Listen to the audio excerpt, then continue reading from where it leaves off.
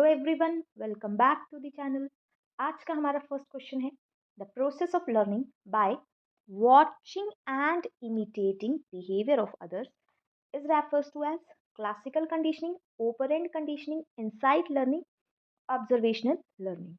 तो इसमें process of learning है जहाँ पर वॉच या फिर इमिटेट किया जा रहा है दूसरों का बिहेवियर, इसको हम ऑब्जर्वेशनल लर्निंग कहेंगे। नेक्स्ट क्वेश्चन है अकॉर्डिंग टू पियाजे during which stage the thinking of child become systematic and logical. तो बच्चे की थिंकिंग किस स्टेज पे सिस्टमैटिक और लॉजिकल बनती है? ऑप्शंस है sensory motor stage, pre operational stage, concrete operational stage, formal operational stage. तो इसका जो करेक्ट आंसर है वो है concrete operational stage. Next question है a student studies hard to avoid failing a test. This is an example of positive reinforcement, negative reinforcement, positive punishment, negative punishment. तो इसका correct जो आंसर है वो है नेगेटिव reinforcement। और ये जो बच्चा है अगर अवॉइड कर रहा है फेल, कि वो फेल ना हो जाए टेस्ट में, उस चीज़ को अवॉइड कर रहा है कि वो फेल होगा अगर टेस्ट में, तो उसको कहीं कोई पनिशमेंट ना मिल जाए, तो इसको नेगेटिव रीइंफोर्समेंट बोलेंगे।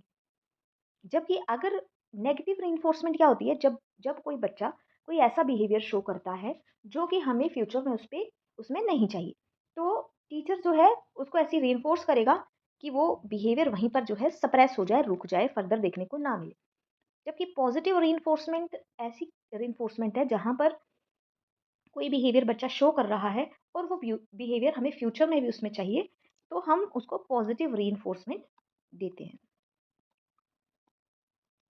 नेक्स्ट क्वेश्चन है it takes a maturation period of dash month for child to take his first step in walking. कि कितने मंथ का मैच्योरेशन पीरियड बच्चे को चाहिए अपना पहला स्टेप वॉकिंग के लिए, कि फर्स्ट स्टेप वो वॉकिंग का ले, उसके लिए 10 to 12 मंथ में जो है बच्चा फर्स्ट स्टेप लेता है। नेक्स्ट क्वेश्चन है which of the following is external factor influencing human growth and development?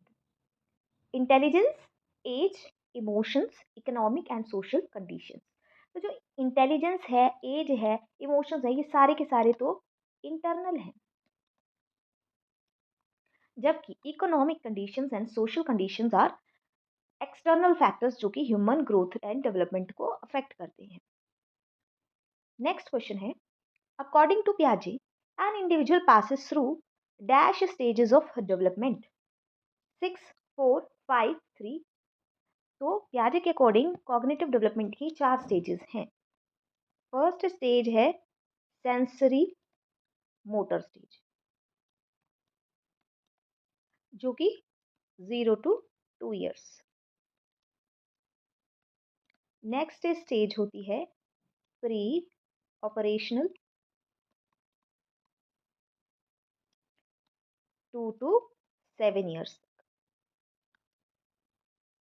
Third stage है concrete operational stage, 7 to 11 years तक। फोर्थ स्टेज होती है फॉर्मल ऑपरेशनल, जो कि है 11 to 15 years।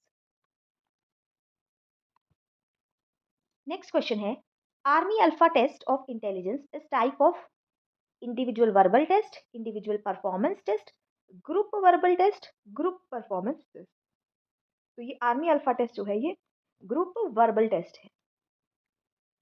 नेक्स्ट क्वेश्चन है during which stage ones start controlling his emotion? Infancy, childhood, adolescence, adulthood. तो childhood ऐसी स्टेज है जहां से जो बच्चा है वो अपने इमोशंस को कंट्रोल करना जो है वो स्टार्ट करता है।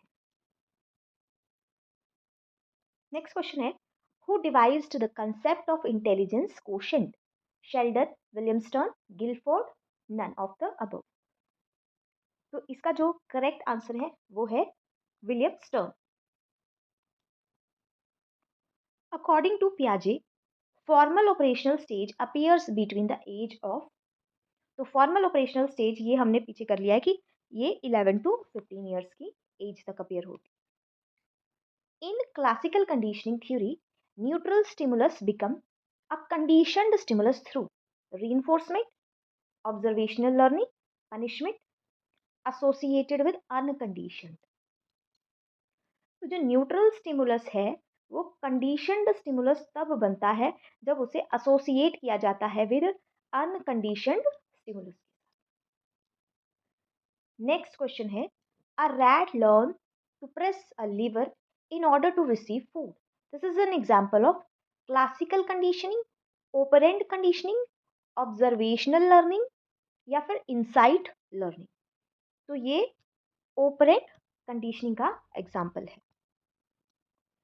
If the learning in one situation hinders the learning in another, it is called positive transfer of learning, negative transfer of learning, zero transfer of learning या फिर none।